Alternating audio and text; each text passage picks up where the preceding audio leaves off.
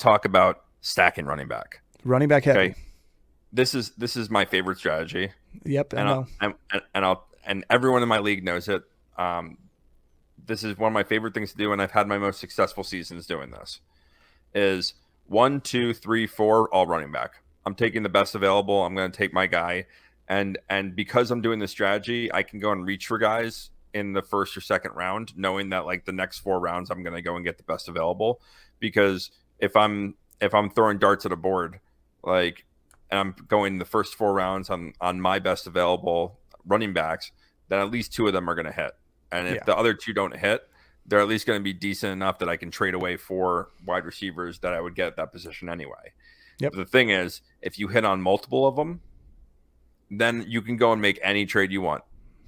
So, Or you just run the league.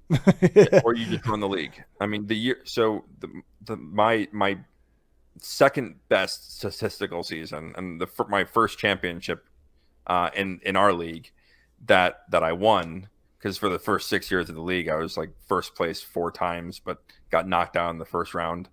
But my first championship run, I drafted Zeke his rookie year, Le'Veon Bell second round, and then DeMarco Murray in the third round. And I had the league leading rusher with DeMarco Murray in the third round, and I had Zeke his rookie year in Dallas, where he was just dominant. No, so you went Zeke, Le'Veon, Amari Cooper, DeMarco Murray, Amari Cooper, and then DeMarco Murray in there. Yeah, Amari. So and I ended up trading away DeMarco Murray because how successful Zeke and how successful Le'Veon were, where I struggled at quarterback that season and at wide receiver. So I ended up, I think, trading DeMarco Murray away for OBJ and Tom Brady. And with a running back that's doing that you hit on that in the third or fourth round, you can trade those players away later in the season, especially if you have 2 studs. Yeah. Now it's sometimes helpful just hold on to him in case you have an injury or anything. You can always flex that guy. But if you're desperate and you don't hit at the other positions where you're putting up decent numbers, at least you have the flexibility to trade those guys down the road for the positions that you're deficient at. Well, that same for zero RB is like you have the opportunity to trade one of those 3 wide receivers,